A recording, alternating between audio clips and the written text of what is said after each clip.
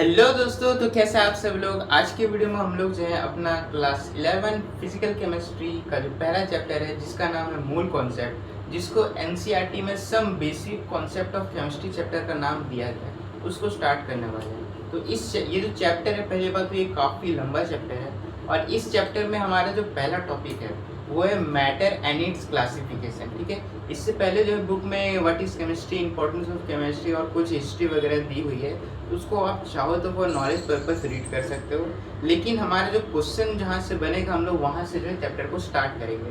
तो आज की वीडियो में हम लोग जो है क्या क्या पढ़ेंगे। पहली बात तो हम लोग ये पढ़ेंगे कि भाई मैटर होता क्या है, उसका फिजिकल क्लासिफिकेशन और केमिकल क्लासिफिकेशन दोनों को समझने की कोशिश करेंगे। तो चलिए स्टार्ट करते हैं। तो सबसे पहले हम लोग ये समझने का कोशिश करते हैं कि आखिरकार मैटर होता क्या है।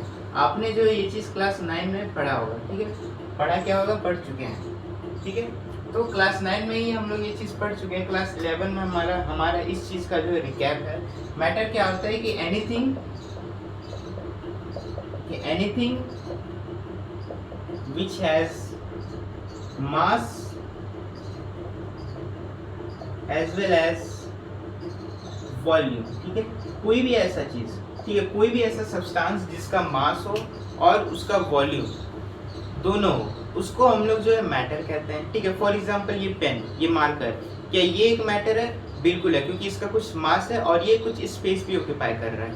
वॉल्यूम का क्या मतलब है? वॉल्यूम होने का मतलब हुआ कि वो कुछ स्पेस ऑक्यूपाई करे। ठीक है, तो कोई भी ऐसा चीज़ जिसके पास मास हो और वो कुछ स्पेस ऑक्यूपाई करे या फिर यानी कि उसका वॉल्यूम हो, उसको हम लोग मैटर कहते हैं। ठीक है, अब मेरा आपसे सवाल ये है कि जो फीलिंग्स होती है, फीलिंग्स, लव, सैडनेस, ठीक है, हंगर, ठीक है, काइंडनेस, ह्यूमैनिटी, ये सब जो चीज़ें हैं एंड इटिज्म, क्या ये सब चीज़ें मैटर है? मेरा आपसे ये सवाल है कि क्या ये सब चीज़ें मैटर है? तो आपका जवाब होना चाहिए बिल्कुल नहीं। ठीक है, आप कहोगे कि सर लव की हमारी ज़िंदगी में बहुत बड़ी जगह है, तो वो वाली जगह तो हम बात नहीं कर रहे। एक्चुअली मैटर क्या होता है कि वो कोई भी ऐसी चीज़ जो कि जिसके पास मास और वॉल्यूम दोनों हो। ये सब क्या है? ये सब तो एक फीलिंग्स, ठीक है, सिर्फ और सिर्फ एक सोच है, ठीक है ना, सोच है। ठीक है, love, sadness, hunger, kindness, humanity, ये सब सिर्फ और सिर्फ थॉट्स है, सोच है। ठीक है ना, ये सब चीज़ें एग्जिस्ट नहीं करती है। ठीक है ना, आपके सामने कोई ह्यूमैनिटी नाम का कोई चीज़ नहीं खड़ा है। ठीक है, आपके सामने कोई ह्यूमैनिटी, काइंडनेस, ठीक है, नाम का कोई इंसान नहीं खड़ा है, या फिर लव नाम का ऑब्जेक्ट नहीं खड़ा है। ठीक है, तो इस वजह से ये सब चीज़ें जो इनफैक्ट जो भी चीज़ें जो कि सिर्फ और सिर्फ एक थॉट को दर्शा रही है, वो चीज़ें मैटर नहीं हो सकती। ठीक है, इनफैक्ट ये कहा जाता है कि लाइट एनर्जी, ठीक है, लाइट एनर्जी, जो भी एनर्जी होती है, जैसे कि लाइट एनर्जी, साउंड एनर्जी, ये सब को भी मैटर कंसीडर नहीं किया जाता है। ठीक है, हालांकि इस चीज़ में थोड़ा डिबेट है, लेकिन फिर भी इन चीज़ों को जो है अभी फिलहाल के लिए अगर सिंपल सेंस में देखा जाए तो इन चीज़ों को जो मैटर नहीं कहा जाता। ठीक है, तो मैटर क्या होता है? कोई भी ऐसा चीज़ जिसके पास मास और वॉल्यूम दोनों हो। Anything which has mass as well as volume is called matter. ठीक है, अच्छा, आप चाहो तो यहाँ से भी स्क्रीनशॉट ले सकते हो, लेकिन आपको पीपीटी के फॉर्म में नोट्स मिल जाएगा। ठीक है, कहाँ पे मिलेगा? मेरे व्हाट्सएप चैनल पे। व्हाट्सएप चैनल का आपको लिंक डिस्क्रिप्शन में मिल जाएगा। It's called matter. ठीक है, anything which has mass as well as volume is called matter. अब हम लोग देखते हैं क्लासिफिकेशन ऑफ मैटर। ठीक है, classification of matter, classification of matter, classification of matter. तो क्लासिफिकेशन ऑफ मैटर में हम लोग जो है दो क्लासिफिकेशन को हम लोग पढ़ना है। एक है on the basis of physical composition वाला क्लासिफिकेशन, और एक है on the basis of chemical composition वाला क्लासिफिकेशन। तो पहला क्लासिफिकेशन है on the basis of physical composition, ठीक है, फिजिकल कंपोजिशन, और दूसरा क्लासिफिकेशन हमें पढ़ना on the basis of chemical composition. ठीक है, फिजिकल कंपोजिशन का मतलब क्या हो गया? बाहरी बनावट। ठीक है, फॉर एग्जांपल अगर आपसे कोई पूछेगा कि मेरा फिजिकल कंपोजिशन क्या है, तो आप ये नहीं देखोगे कि हम अंदर से कैसा है, आप ये देखो कि बाहरी बनावट मेरा कैसा है। आप कहोगे कि मॉडरेट हाइट है, ठीक है, ब्लैक हेयर है, ब्लैक आइज है, ठीक है, शॉर्ट हेयर है, ये सब आप बोलोगे। और अगर मान लीजिए किसी दूसरे इंसान का हो सकता है, उसका आप बोलोगे कि वो उसका लॉन्ग हेयर है, ब्लू या फिर ब्राउन आइज है, ठीक है, बिग हाइट है, शॉर्ट हाइट है, ठीक है, वो टॉल है, वो शॉर्ट है, ये सब वगैरह। तो ये सब चीज़ें हो गई physical composition. On the basis of physical composition matter को जो है सॉलिड्स, लिक्विड्स और गैस में कन्वर्ट किया गया है।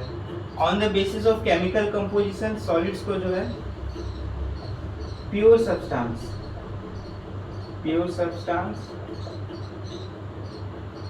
और इम्प्योर सब्सटेंस में जो है क्लासिफाई किया गया है।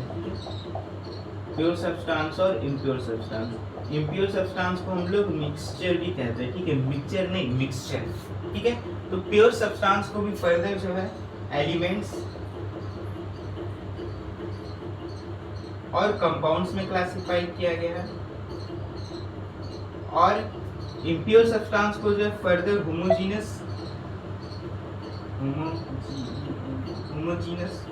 और हेट्रोजीनस मिक्सचर में जो है क्लासिफाई किया गया है। ये सब क्या होता है इसको हम लोग जो है आगे पढ़ेंगे, आप बिल्कुल टेंशन ना लें, ठीक है। वैसे हमें तो यहीं तक पढ़ना है, लेकिन इसके बाद भी मैं आपको बता दूं कि एलिमेंट्स को जो है मेटल्स, मेटालॉइड्स और नॉन मेटल्स में जो है क्लासिफाई किया गया है, ठीक है। इसको आपने जो है मेटल्स, मेटालॉइड्स को जो आपने डिटेल में जो है class 10 chapter number 3 chemistry metals and non metals पढ़ा था। कंपाउंड्स को भी फर्दर जो है आयोनिक कंपाउंड्स और कोवेलेंट कंपाउंड्स के बारे में आपने पढ़ा है, ठीक है। आयोनिक कंपाउंड्स और कोवेलेंट कंपाउंड्स को जो आपने डिटेल में तो नहीं पढ़ा है, ठीक है, लेकिन क्लास 10 में जो है थोड़ा सा आपने आयनिक कंपाउंड्स को चैप्टर नंबर 3 में पढ़ा था, और कोवेलेंट कंपाउंड्स को जो है आपने कार्बन एंड कंपाउंड जो कि सबको सपने में आता है उस चैप्टर को पढ़ा था, ठीक है। तो ये जो है बेसिक क्लासिफिकेशन होगी। अब इन चीज़ों को जो हम लोग डिटेल में पढ़ते हैं, आप लोग टेंशन मत लीजिएगा, आप लोग चाहे तो स्क्रीनशॉट ले सकते हैं।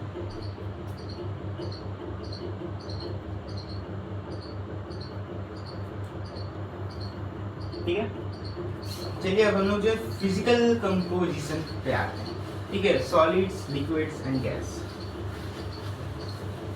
वैसे आपको नोट्स जो है वो व्हाट्सएप चैनल पे मिल जाएगा, लिंक नीचे डिस्क्रिप्शन में। Physical composition of matter, physical composition of matter, MATTE।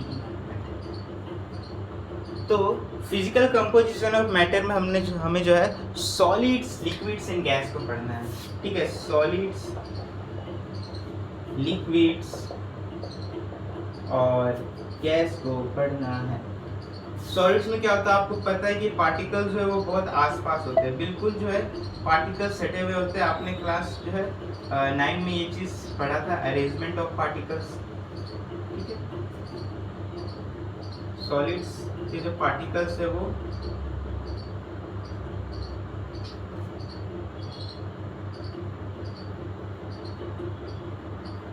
एक दूसरे से बिल्कुल सटे हुए होते हैं। मैक्सिमम फोर्स ऑफ अट्रैक्शन जो होता है सॉलिड के पार्टिकल्स में होता है।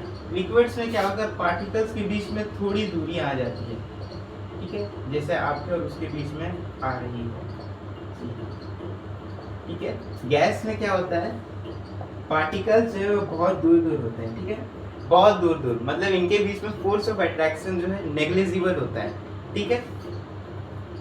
सॉलिड्स में क्या होता है, फिक्स्ड शेप होता है सॉलिड्स का, ठीक है। सॉलिड्स का शेप क्या होता है, फिक्स्ड,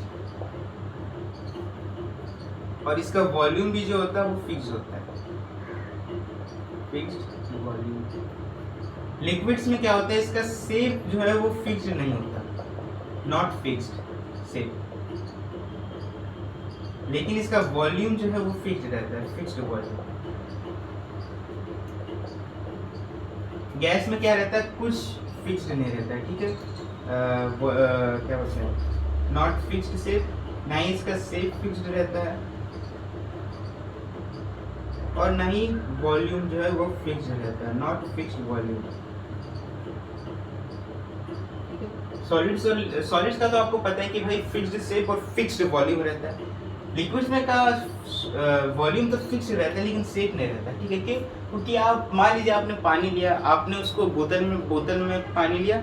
अब आपने क्या लिया कि जब आपने उस पानी को बोतल में डाला तो उसने बोतल का शेप ले लिया। उसी पानी को आपने कैन में डाल दिया तो उसने कैन का शेप ले लिया। उसी पानी को आपने एक कंटेनर में डाल दिया तो उसने जो है कंटेनर का शेप ले लिया। उसी पानी को आपने बाल्टी में डाला तो उसने बाल्टी का शेप ले लिया, ठीक है। तो फिक्स्ड शेप नहीं रहता लेकिन वॉल्यूम फिक्स रहता है। मान लीजिए आपने बोतल में 5 लीटर पानी लिया और उसको कैन में डाल दिया तो शेप जो है वो चेंज हो गया, लेकिन जो 5 लीटर पानी था वो तो 5 लीटर रहा। 10 लीटर तो ऐसा नहीं है कि बोतल में जितना पानी था उसको बाल्टी में डालते ही पानी का जो क्वांटिटी है वो बढ़ गया, ठीक है। नहीं, ऐसा नहीं हुआ। तो लिक्विड्स का जो है शेप फिक्स्ड रहता है और शेप जो है फिक्स्ड नहीं रहता है और वॉल्यूम फिक्स्ड रहता है, ठीक है। गैस का तो आपको पता है दोनों ही फिक्स्ड नहीं रहता, ना ही फिक्स्ड शेप रहता है ना ही फिक्स्ड वॉल्यूम रहता है। अब अगर हम लोग बात करें फोर्स ऑफ अट्रैक्शन की, फोर्स ऑफ अट्रैक्शन, तो फोर्स ऑफ अट्रैक्शन जो है सॉलिड्स में सबसे ज्यादा फोर्स ऑफ अट्रैक्शन रहता है, उससे कम थोड़ा लिक्विड्स में रहता है और गैस में तो नेग्लिजिबल फोर्स ऑफ अट्रैक्शन रहता है, ठीक है। अगर बात करें inter particle distance, inter particle spaces की, तो सॉलिड्स में सबसे कम रहता है। तो पार्टिकल्स के बीच में शेप किस में ज्यादा है? ऑब्वियसली गैस का जो है, गैस के पार्टिकल्स के बीच में स्पेस सबसे ज्यादा रहता है, उससे कम लिक्विड्स में रहता है और सबसे कम स्पेस जो है वो सॉलिड्स में रहता है। अगर बात करें कंप्रेसिबिलिटी की,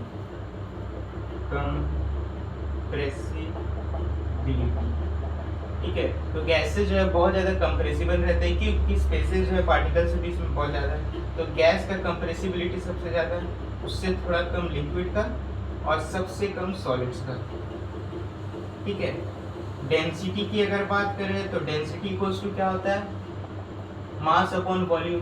इसका मतलब क्या हुआ कि सॉलिड्स का जो सबसे ज़्यादा डेंसिटी रहता है, उससे कम लिक्विड्स का और सबसे कम गैस का, ठीक है।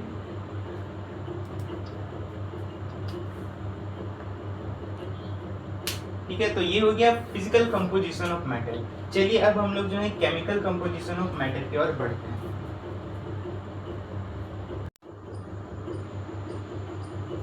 तो चलिए दोस्तों, फिजिकल कंपोजिशन ऑफ मैटर को जो है केमिकल कंपोजिशन ऑफ मैटर को स्टार्ट करते हैं।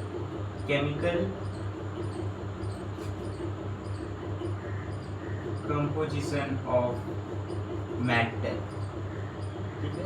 हमने जो फिजिकल कंपोजिशन ऑफ मैटर को पढ़ लिया, अब केमिकल कंपोजिशन ऑफ मैटर को जो हम लोग क्या करते हैं, स्टार्ट करते हैं। तो जैसे कि मैंने कहा था कि केमिकली मैटर को जो है प्योर और इम्प्योर सब्सटेंस में जो डिवाइड किया गया।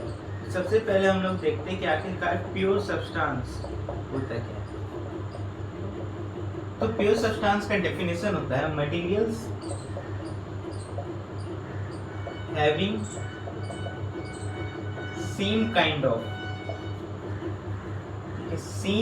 ऑफ, मेरा जो है लैंग्वेज पे गौर कीजिएगा, सेम काइंड ऑफ सब्सटेंस, ठीक है। Materials having same kind of substance is called, या फिर are called कर दीजिए, are called pure substances, ठीक है। यानी कि मटेरियल्स, वैसे मटेरियल जिसमें सेम काइंड ऑफ सब्सटेंस हो। मतलब कि मान लीजिए कि अगर मैंने एक कंटेनर लिया जिसमें सिर्फ और सिर्फ सोडियम के एटम्स है, Na, ठीक है, Na सिर्फ सोडियम के एटम्स है, तो ये क्या हो गया, प्योर सब्सटेंस हो गया। मैंने एक कंटेनर लिया जाए जिसमें सिर्फ और सिर्फ H2O है, ठीक है, H2O, मैंने क्या किया, एक कंटेनर में सिर्फ और सिर्फ H2O भर दिया, ठीक है, तो ये भी क्या हो गया, प्योर सब्सटेंस हो गया। मैंने एक कंटेनर लिया जिसमें मैंने NaCl, ठीक है, NaCl भर दिया, तो ये भी क्या हो गया, प्योर सब्सटेंस हो गया, ठीक है। लेकिन जब मैंने NaCl मैं यहाँ पे H2O भी ऐड कर दिया, तो अब ये क्या हो गया, ये इम्प्योर सब्सटेंस हो गया।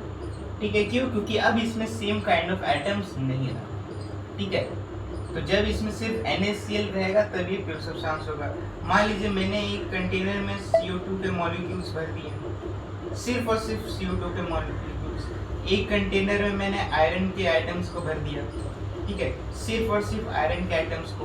एक कंटेनर में मैंने सल्फर के आइटम्स को भर दिया, सिर्फ और सिर्फ सल्फर के आइटम्स को। तो ये सब क्या हो गया, प्योर सब्सटेंस का एग्जांपल हो गया। किसका एग्जांपल हो गया, प्योर सब्सटेंस। प्योर सब्सटेंस बोले तो कि भाई those materials which contain same kind of atom, sorry same kind of substances। ठीक है, जरूरी नहीं कि सिर्फ एटम्स ही हो। जैसे कि आपने देखा कि यहाँ पे एटम्स था, यहाँ पे मॉलिक्यूल्स, ये भी मॉलिक्यूल्स, ये सब कंपाउंड्स भी है। तो एक्चुअली क्या हो गया कि प्योर सब्सटेंस वैसे मटेरियल्स को हम लोग प्योर सब्सटेंस कहेंगे जिसमें सेम काइंड ऑफ सब्सटेंस हो। अगर हाइड्रोजन है तो हाइड्रोजन ही हो, क्लोरीन है तो क्लोरीन ही हो, H2 है तो H2O ही हो, HCl है तो HCl ही हो, NaCl है तो NaCl ही हो, वाटर है तो वाटर ही हो। उसमें अगर हमने वाटर में अगर मान लीजिए सैंड डाल दिया, तब ये क्या हो गया, प्योर सब्सटेंस का एग्जांपल हो गया। ठीक है, तो स्क्रीनशॉट ले सकते हैं आप। अब देखिए, प्योर सब्सटेंस में कुछ और भी बातें हैं जो कि आपको जाननी चाहिए। ठीक है, प्योर सब्सटेंस को क्या है ना, हम लोग फिजिकली सेपरेट नहीं कर सकते, can't be separated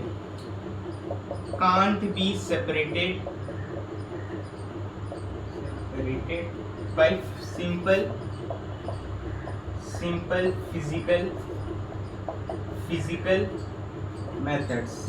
physical methods such as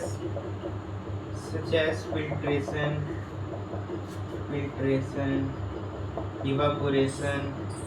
evaporation, boiling, melting, क्या boiling, melting, ठीक है, और भी sublimation, ठीक है, और भी बहुत सारा हो गया, एंड etc। तो क्या है ना बॉस कि प्योर सब्सटेंसेस को जो है ना हम लोग फिजिकली सेपरेट नहीं कर सकते। फॉर एग्जांपल, मान लीजिए आपने कंटेनर लिया जिसमें H2O के मॉलिक्यूल्स आपने भर दिए, तो क्या पहले तो आप मुझे ये बताएं कि क्या ये जो है मटेरियल एक प्योर सब्सटेंस है? आप बोलोगे यस सर, बिल्कुल प्योर सब्सटेंस है, क्योंकि मुझे इसमें सिर्फ और सिर्फ H2O के मॉलिक्यूल्स ही दिख रहे हैं। अब मेरा आपसे दूसरा सवाल ये कि क्या आप इसको कोई भी फिजिकल मेथड से, filtration, evaporation, boiling, melting, condensation, sublimation, deposition, किसी भी मेथड से आप इस H2O को H2O2 में तोड़ सकते हैं फिजिकली। मैं केमिकल मेथड्स की बात नहीं कर रहा, मैं फिजिकल मेथड्स की बात कर रहा हूँ। ठीक है, नियरली इम्पॉसिबल है। ठीक है, आप जो है फिजिकल मेथड से, सिंपल फिजिकल मेथड से H2O के मॉलिक्यूल्स को नहीं तोड़ सकते। आपने कंटेनर लिया, इसमें आपने सोडियम के एटम्स ले लिए, तो सोडियम के एटम्स को तो आप जिंदगी में कभी भी फिजिकल मेथड से तोड़ ही नहीं सकते। ठीक है, इम्पॉसिबल है। ठीक है, तो क्या हो गया कि प्योर सब्सटेंसेस क्या हो गया, materials having same kind of substances are called pure substances and it can't be separated by simple physical methods. ठीक है, can't be separated by simple physical methods. ठीक है, चाहे तो आप स्क्रीनशॉट ले सकते हैं। चलिए अब हम लोग जो एलिमेंट्स पे आते हैं। एलिमेंट्स जो है प्योर सब्सटेंस का ही एक हिस्सा है। ठीक है, मैंने आपको बताया था ना माइंड मैप में, जो मैंने आपको जो है फ्लो चार्ट बनवाया था, तो उसमें क्या था कि प्योर सब्सटेंस को हमने दो पार्ट में कैटेगराइज किया था, एलिमेंट्स और कंपाउंड्स। एलिमेंट्स क्या होता है बॉस? एलिमेंट्स ये एक तरह का प्योर सब्सटेंस ही है, a type of pure substances,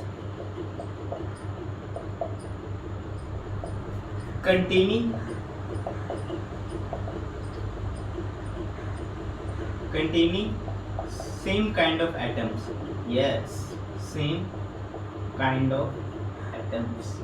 ठीक है, ये क्या है ना सर, एक ऐसा प्योर सब्सटेंस है जिसमें same kind of atoms present हो। ठीक है, मान लीजिए मैंने कंटेनर लिया जिसमें Na के एटम्स भर दिए, Na।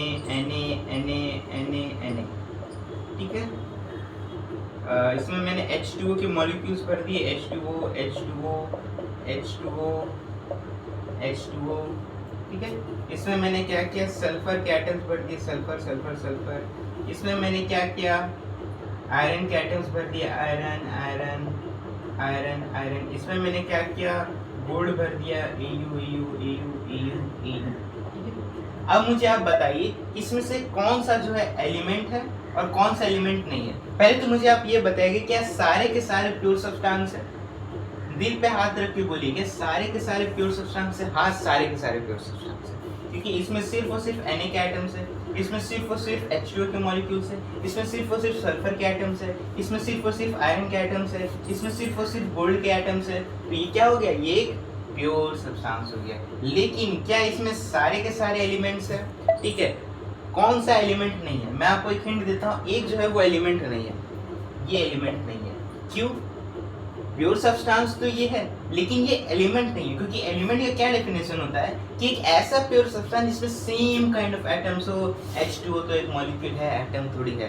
ठीक है, अगर यही मैं कहता एक कंटेनर में 2 कंटेनर ले लेता जिसमें हाइड्रोजन, ठीक है, हाइड्रोजन हाइड्रोजन हाइड्रोजन भर देता, और एक कंटेनर में O2 और H2O नहीं, एक कंटेनर में मैं ऑक्सीजन के एटम्स को भर देता और एक कंटेनर में मैं हाइड्रोजन के एटम्स को भर देता, तो क्या हो जाता, तब ये दोनों ही एलिमेंट्स में आ जाते हैं। लेकिन H2O जो है वो मेरा एक कंपाउंड है, एलिमेंट नहीं है।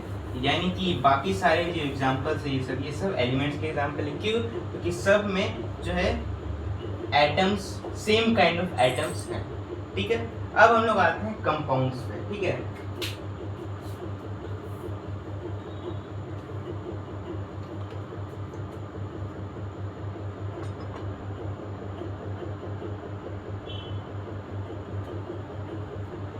अच्छा, एलिमेंट्स में जो एक और बात मैं आपको बताना भूल गया कि एलिमेंट्स को जो है केमिकली और फिजिकली दोनों तरीके से सेपरेट नहीं किया जा सकता। ठीक है, can't be separated, it's can't be separated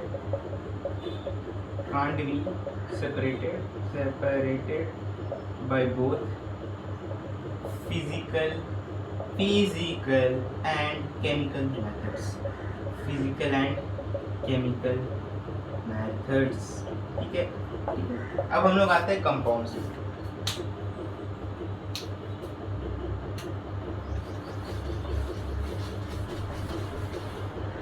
compounds क्या होता है? देखिए,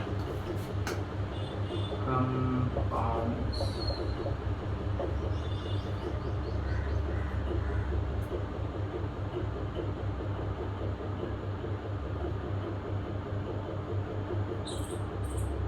हाँ, तो कंपाउंड्स क्या होते हैं? देखिए, कंपाउंड्स क्या होता है? Those pure substances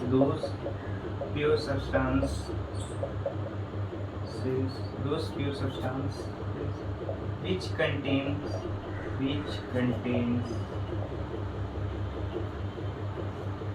same kind of molecules, एक ऐसा प्योर सब्सटेंस है जिसमें सेम काइंड ऑफ मॉलिक्यूल्स हो। मैंने कहा सर H2, मैंने एक कंटेनर लिया जिसमें H2O भर दिया। मैंने एक कंटेनर लिया जिसमें मैंने NaCl भर दिया। ठीक है, मैंने एक कंटेनर लिया जिसमें FeSO4, ठीक है, FeSO4 भर दिया। मैंने एक कंटेनर लिया जिसमें Na यानी कि सोडियम एटम्स भर दिया। पहले तो आप दिल पे हाथ रख के मुझे ये बताएं कि क्या सारे के सारे प्योर सब्सटेंस है? बिल्कुल है, क्योंकि इसमें भी H2O के एलिमेंट्स है, इसमें भी NaCl के एलिमेंट्स है, इसमें सिर्फ और सिर्फ FeSO4 है, इसमें सिर्फ और सिर्फ इसमें H2O है, इसमें सिर्फ और सिर्फ H2 है, इसमें सिर्फ और सिर्फ NaCl है, इसमें सिर्फ और सिर्फ FeSO4 है, और इसमें सिर्फ और सिर्फ Na है। लेकिन क्या सारे के सारे कंपाउंड्स है? नहीं। ठीक है, ये क्या हो गया? ये कंपाउंड हो गया। ठीक है, ये भी एक कंपाउंड हो गया, ये भी एक कंपाउंड हो गया। लेकिन सर ये जो है ये एक एलिमेंट है। कंपाउंड का डेफिनेशन क्या कहता है? Those pure substances which contain same kind of molecules. ठीक है, ऐसे प्योर सब्सटेंसेस जो कि सेम काइंड ऑफ मॉलिक्यूल्स रखे मॉलिक्यूल्स हो। ठीक है, तो इसमें क्या है? H2 है, तो ये कंपाउंड हो गया। इसमें NaCl है, ये कंपाउंड हो गया। इसमें FeSO4 है, ये कंपाउंड हो गया। लेकिन सर Na है, ये प्योर सब्सटेंस तो है, लेकिन ये प्योर सब्सटेंस में एलिमेंट का भाग है, ये कंपाउंड का भाग नहीं है, क्योंकि Na तो सर एक एटम्स है। ठीक है,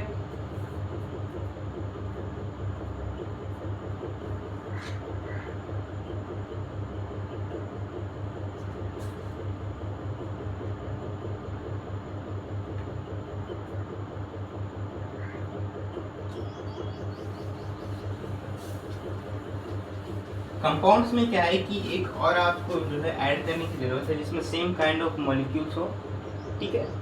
या फिर आप कंपाउंड्स को ऐसे भी डिफाइन कर सकते हो कि अब those pure substances which contain more than one element combined, ये बहुत इंपॉर्टेंट चीज है, combined in fixed proportion by mass. इसका मतलब क्या हुआ? इसका मतलब ये हुआ कि जैसे कि मान लीजिए हम H2O को अगर मैंने कंटेनर लिया जिसमें H2O ले लिया तो क्या होगा, ये 1:8 के फॉर्म, सारे के सारे H2O 1:8 के फॉर्म में ही रहेंगे, ठीक है ना। H2O क्या होता है, why it is a compound, ठीक है, क्योंकि ये जो है फिक्स्ड प्रोपोर्शन बाय मास में रहता है, ठीक है। चाहे आइस वाटर हो, चाहे नाली का पानी हो, चाहे साफ पानी हो, कोई भी पानी हो, उसका जो फिक्स वो जो वाटर है वो फिक्स्ड प्रोपोर्शन बाय मास में रहता है, जो कि है 1:8, ठीक है। तो कंपाउंड होने के लिए एक और क्राइटेरिया फुलफिल होना चाहिए, वो फिक्स्ड प्रोपोर्शन बाय मास में होना चाहिए। फॉर एग्जांपल मैंने यहाँ पे NaCl डाला और यहाँ पे H2O भी डाल दिया, आप कहोगे सर क्या ये एक कंपाउंड है? नो, ठीक है, कंपाउंड नहीं है। क्यों? क्योंकि ये प्योर सब्सटेंस ही नहीं है, क्योंकि इसमें दो सब्सटेंसेस हो गए, ठीक है, NaCl और H2O, ठीक है। तो कंपाउंड क्या है कि those pure substances which contain same kind of molecules. एक ये डेफिनेशन हो सकता है और ये भी डेफिनेशन हो सकता है कि which contain more than one element, ठीक है, ये डेफिनेशन थोड़ा ज़्यादा अच्छा है, which contains more than one element combined in a fixed proportion by mass, ठीक है। अब कंपाउंड्स को क्या है कि हम लोग फिजिकली सेपरेट तो नहीं कर सकते लेकिन केमिकली कर सकते हैं, ठीक है। Can't be separated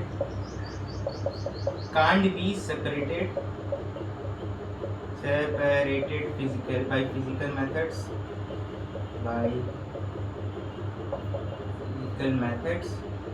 but can be separated by chemical method।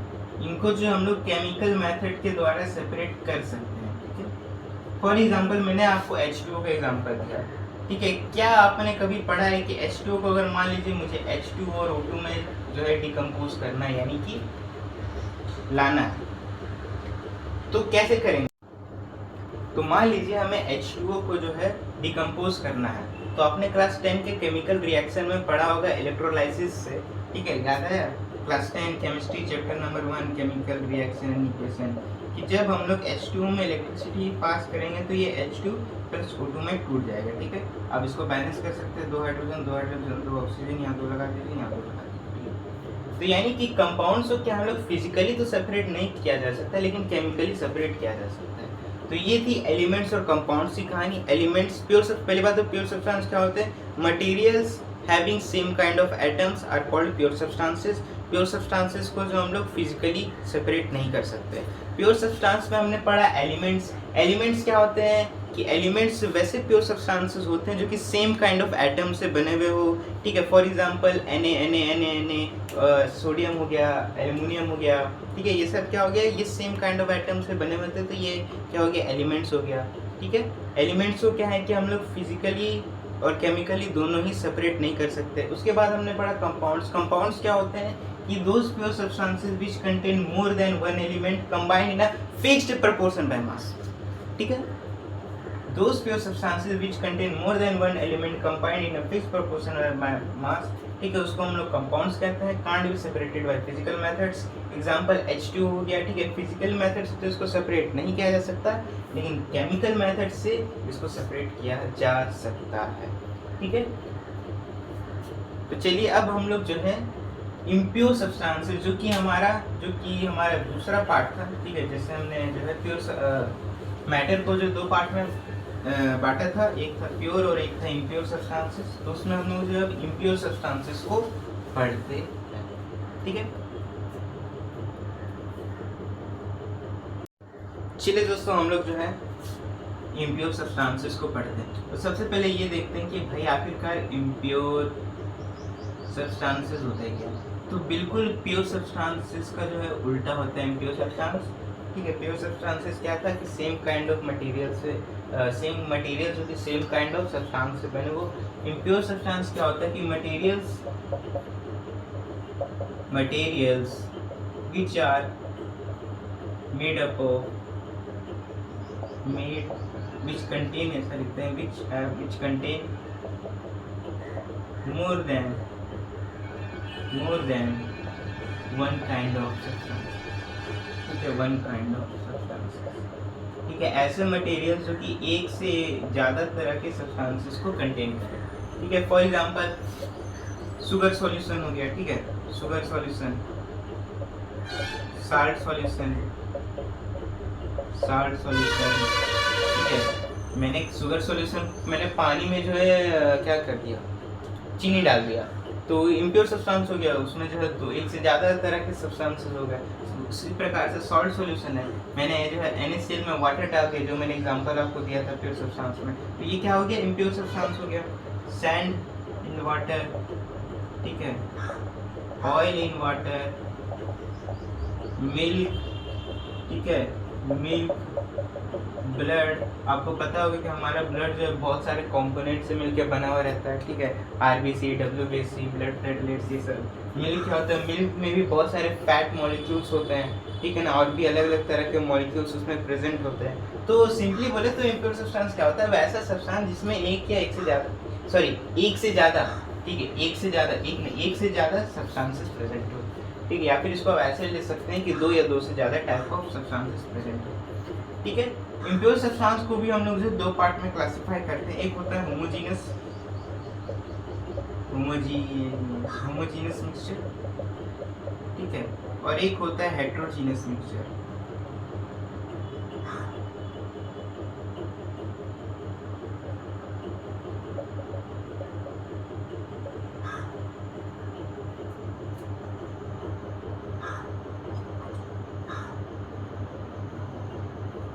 Homogeneous mixture क्या होता है, होमोजीनियस मिक्सचर में ना यूनिफॉर्म कंपोजिशन होता है। ठीक है, जो भी कॉन्स्टिट्यूएंट है उनका जो कंपोजिशन होता है वो क्या होता है, यूनिफॉर्म कंपोजिशन होता है, और इसमें नो विजिबल बाउंड्रीज होती है। ठीक है, यानी कि मान लीजिए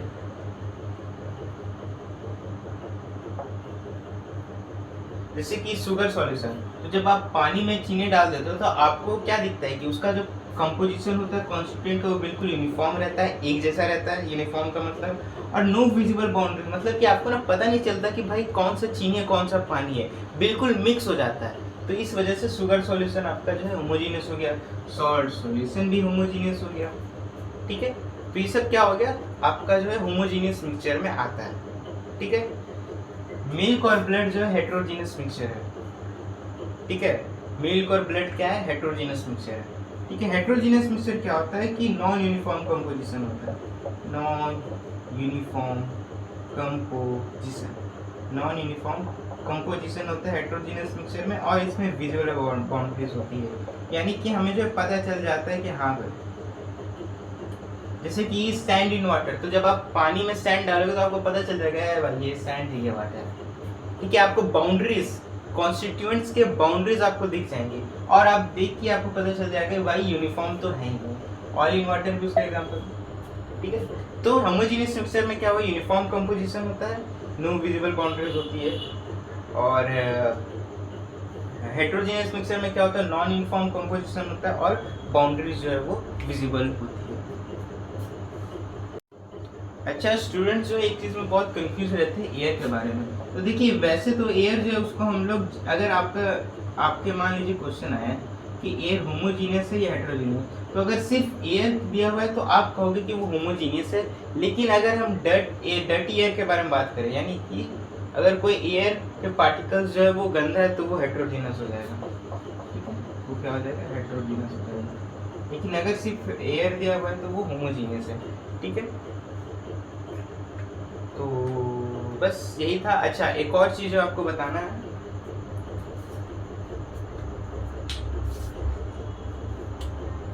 वो ये चीज़ है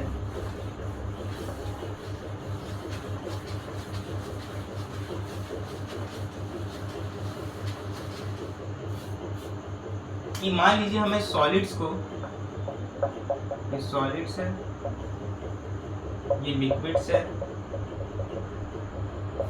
और ये गैस। तो मान लीजिए अगर हमको सॉलिड से लिक्विड्स में जाना है, तो पहली बात तो क्या ये पॉसिबल है? बिल्कुल पॉसिबल है। सॉलिड से लिक्विड्स में जाया जा सकता है, लिक्विड से गैस में जा सकता है, गैस से लिक्विड्स में जाया जा सकता है, लिक्विड से सॉलिड्स में जा सकता है, और मजेदार बात ये है कि सॉलिड से डायरेक्ट गैस में भी जाया जा सकता है, और गैस से डायरेक्ट सॉलिड्स में भी जाया जा सकता है। तो सॉलिड्स से अगर हमें लिक्विड्स में जाना है तो उसको हमें क्या करना पड़ेगा? हमें हीट करना पड़ेगा, ठीक है, ये हीट का साइन है। लिक्विड से अगर हमें गैस में जाना है तो अगेन हमें हीट करना पड़ेगा। लेकिन वही जब हमें इसका उल्टा करना है, हमें गैस से लिक्विड्स में जाना है तो हमें कूलिंग करना पड़ेगा, ठीक है, और लिक्विड से सॉलिड्स में जाना है तो हमें कूलिंग करना पड़ेगा, ठीक है। ये चार्ट जो आप याद रखिएगा। तो चलिए दोस्तों, आज की वीडियो में बस इतना ही। आज जो हमने जो है physical and chemical classification of matter को खत्म किया। नेक्स्ट वीडियो में हम लोग जो है क्या करेंगे, लॉज ऑफ केमिकल कॉम्बिनेशन जो है 6 लॉज हमें पढ़ना है। तो कोशिश करेंगे कि कम से कम 2 से 3 लॉज जो है पहला पार्ट में ख़त्म करें, और दूसरा पार्ट में बाकी बचाव जो है लॉज है उसको कंप्लीट करेंगे, ठीक है। तो चलिए आज की वीडियो बस इतना ही। इस वीडियो को लाइक शेयर एंड सब्सक्राइब करें। अगेन नोट्स व्हाट्सएप चैनल का लिंक आपको जो डिस्क्रिप्शन में मिल जाएगा, वहाँ पे नोट्स अपलोड होगा, ठीक है। पीपीटी के फॉर्म में, वाइड आउट फॉर्म में नहीं, पीपीटी के फॉर्म में आपको जो नोट्स अपलोड मिल जाएगा, ठीक है। तो चलिए दोस्तों, आज की वीडियो इतना ही।